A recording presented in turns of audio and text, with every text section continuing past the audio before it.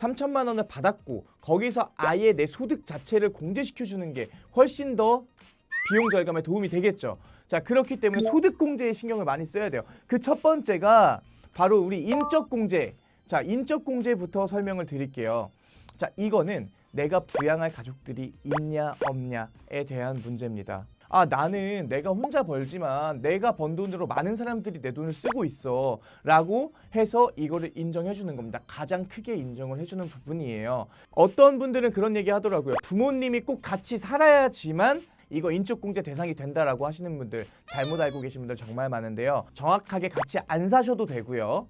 만 60세만 넘으시면 됩니다. 그러면 여기서 인적공제를 받으실 수가 있으세요. 배우자에 대해서 이야기하시는 분들이 또 많은데 기준은 정해져 있습니다만 배우자는 거의 소득이 없어야지만 인적공제에 해당이 돼요. 그리고 자녀분들이 또 있으시잖아요. 그럼 이 자녀분들은 만 20살 이하까지는 인적공제 대상이 됩니다.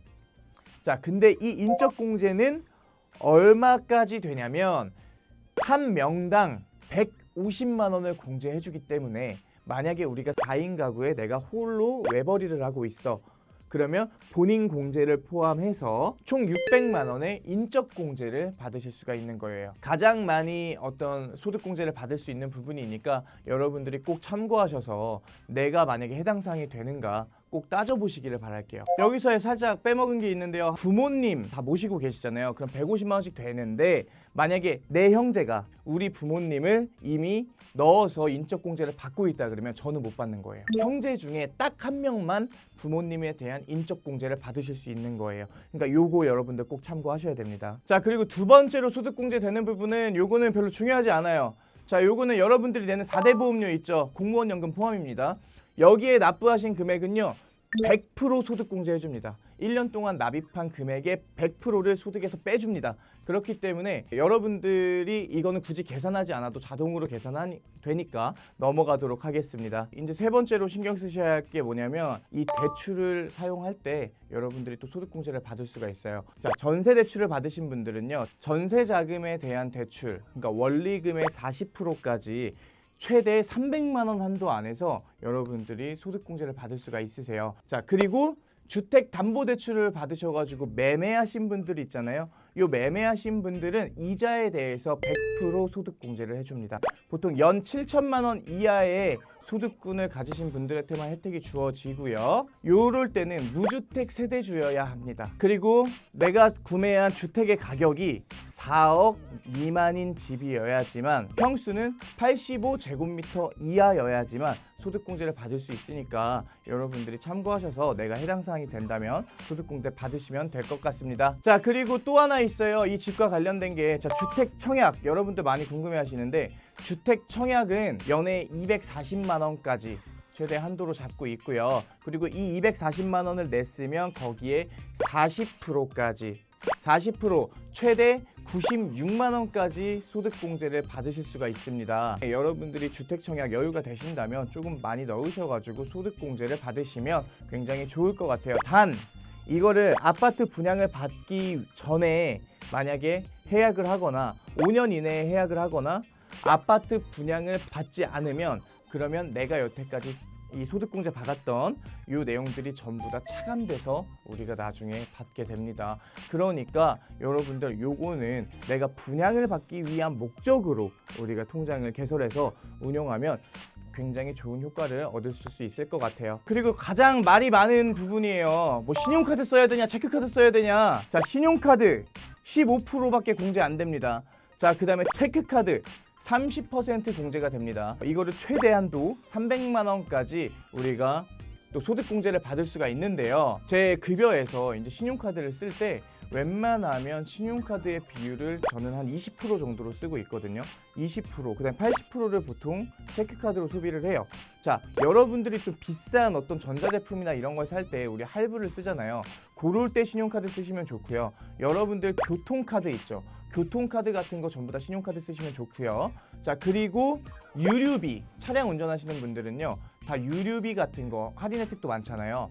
요거를 신용카드를 쓰시면 좋을 것 같아요. 그리고 나머지는 체크카드 또는 현금 영수증을 발행해서 최대 30%까지 공제를 받으시면 여러분들이 더 많은 소득 공제 혜택을 받을 수가 있을 것 같아요. 체크카드와 신용카드의 비중 맞춰서 사용해 주셔야 되고요. 그리고 여기에 추가적으로 받을 수 있는 게 첫 번째는 도서입니다. 도서를 우리가 구매했을 때 도서를 구매한 총 금액의 30%를 우리가 소득공제 받으실 수가 있고요. 두 번째는 전통시장입니다. 어차피 시장을 봐야 되잖아요. 그러면 그 시장 보는 것도 전통시장 가서 보시면은 소득공제 혜택을 더 많이 준다는 거죠. 마지막 세 번째는 대중교통입니다. 이 대중교통 사용하는 교통비도 전체의 40%까지 우리가 소득공제를 받을 수가 있어요. 그래서 이 세 개는 추가 공제 항목이기 때문에 이 세 개를 합쳐서 사용하신 부분의 40%를 최대 100만 원 한도로 우리가 추가 공제를 해주기 때문에 여러분들이 그냥 신용카드 그리고 내가 추가 공제 받는 부분들 이 두 가지 다 합쳐가지고 400만 원 한도로 소득공제를 받을 수 있다라고 생각하시면 아주 심플할 것 같아요.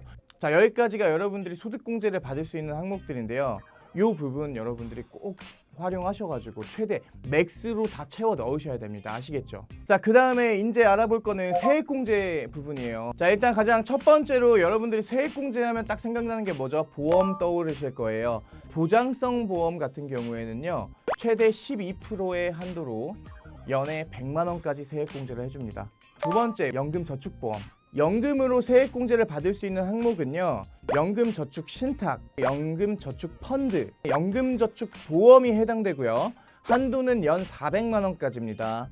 자, 그리고 여기에다가 우리 퇴직형 IRP라고 하죠. 자, 그 IRP 한도를 300만 원까지 최대 합산해서 최대 700만 원의 세액공제를 받을 수가 있습니다. 그래서 12%에서 15%로 최대 105만 원까지, 그러니까 맥스로 채워 넣으시면 105만 원까지 세액공제가 가능하다라고 이야기를 드릴 수 있을 것 같습니다. 자, 그런데 여러분들이 여기에 대해서 좀 조심해 하셔야 될 부분이 있어요. 내가 이거를 중간에 해약을 하거나 연금으로 사용하지 않고 얘를 전부 다 뭐 해지 처리를 했다거나 이랬을 때 그 연금저축이나 이런 부분들에 너무 큰 금액이 들어가 있잖아요.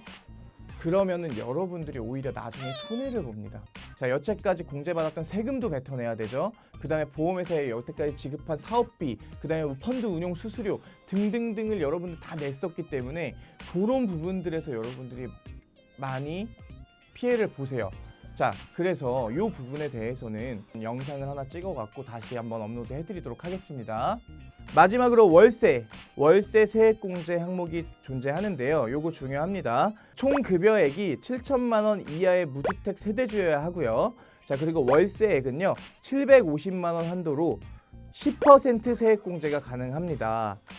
자, 오피스텔 고시원 포함해서 85제곱미터 이하의 주택이어야 하고, 월세액은 전입신고가 되어 있어야지만 가능합니다. 자, 전입신고가 불가능한 뭐 여관이나 이런 장기투숙 같은 경우에는 해당되지 않으니까 참고하시기를 바랄게요. 자, 그리고 제가 이거 깨알 정보 좀 알려드릴게요. 자, 월세액 세액공제는 본인이 직접 챙겨서 입력하셔야 됩니다. 필요 서류 다 떼오셔야 되고요. 자, 그리고 도수가 있는 안경이나 뭐 또는 콘택트 렌즈를 구입하는 금액 있잖아요. 그것도 의료비에 해당되기 때문에 50만 원 한도로 15% 최대 7만 5천 원까지 세액공제가 가능합니다. 자, 그리고 사립유치원과 학원비, 그 다음에 국외 교육비 이런 부분들도 관련 서류를 첨부해 주셔야지만 세액공제 받으실 수 있고요. 기부금 세액공제도 마찬가지로 내가 기부를 했다는 납입 증명서 있죠. 그 증명서를 다 떼오셔야지만 우리가 세액공제를 받을 수가 있습니다. 자, 여러분들이 이런 부분들을 다 알고 무조건 챙겨야 됩니다. 아시겠죠, 여러분들? 연말정산에 대해서 우리 상편과 하편으로 나눠갖고 좀 알아봤는데요. 여기서 여러분들 중요한 건요, 이번 연도 12월까지입니다. 이번 연도 12월까지 어떤 내가 사용한 지출에 대해서 소득공제를 받을 수 있거나 혹은 세액공제를 받을 수 있기 때문에 아직까지 준비가 좀 안 돼 있으신 분들 있죠. 그런 부분들 좀 미리미리 계산 좀 다 해보시고, 그리고 아직까지 내가 그 한도를 채워넣지 못했다라고 하면 조금이라도 좀 채워 넣으시면 좋을 것 같습니다. 그래서 받을 수 있는 거 여러분들 우리 꼭 받자고요.